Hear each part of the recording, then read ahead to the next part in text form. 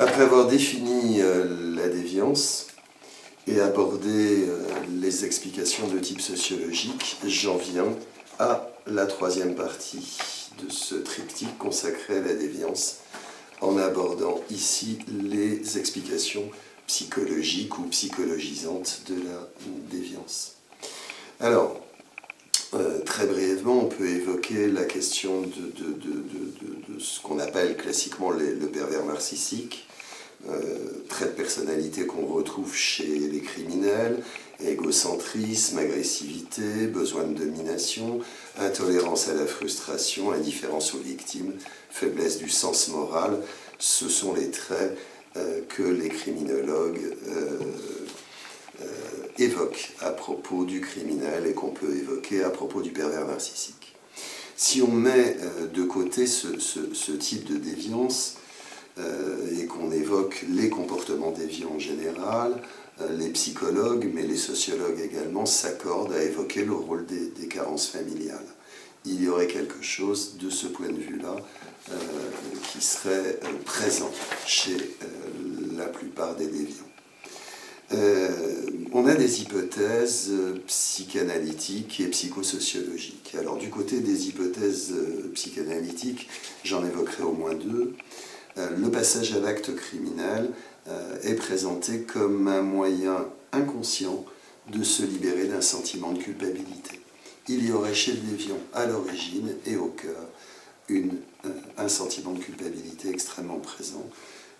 Le passage à l'acte déviant serait un moyen, pour le coup, de se libérer inconsciemment de ce sentiment de culpabilité.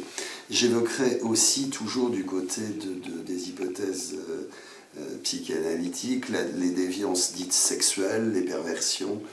L'hypothèse, c'est l'hypothèse de l'accrochage du sujet à un stade du développement psychosexuel. Par exemple, le complexe d'Oedipe n'a pas pu trouver d'issue, et ce qui expliquerait des passages à l'acte de type déviant. Du côté de la psychosociologie, cette fois-ci, quelques autres hypothèses.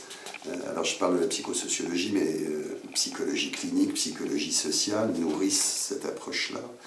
Des défauts d'élaboration qui entraîneraient des passages à l'acte.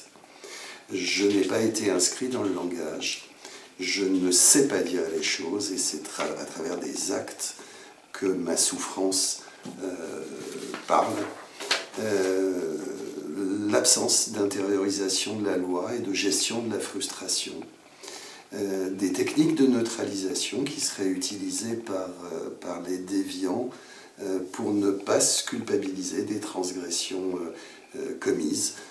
Exemple de technique de neutralisation, c'est la société qui est responsable. Une tendance à l'externalité qui peut conduire aussi au passage à l'acte délinquant, le besoin d'une identité sociale favorable. Et si je ne m'accorde pas de valeur en tant que personne, eh bien c'est peut-être à travers des objets extérieurs, des biens, que j'aurai le sentiment de valoir quelque chose, ou parce que je serai le chef d'un gang, que j'aurai de la valeur. Une forme sans doute de béance narcissique. On dit à propos des addictions, on dit à propos des différents produits c'est chez le toxicomane, par exemple, que c'est la rencontre d'un produit, de circonstances et d'une personnalité. On peut émettre l'hypothèse là aussi, chez un certain nombre de déviants, d'un défaut fort d'estime de soi, d'une béance narcissique. Et je terminerai en évoquant aussi une hypothèse qu'on doit à une chercheuse irlandaise, O'Connell Davidson, à propos des déviants sexuels, des pédophiles. L'idée de transgression successive, par palier, qui permettrait des formes d'habituation à des formes de transgression et de déviance de plus en plus importantes. Voilà, les hypothèses ne manquent pas du côté de la psychologie, psychanalytique, de psychologie clinique, de psychologie sociale. Elles sont nombreuses, elles mettent en tout cas au cœur l'idée que le comportement déviant doit être regardé comme le symptôme de quelque chose qui ne va pas, que ce soit sur l'estime de soi, l'élaboration,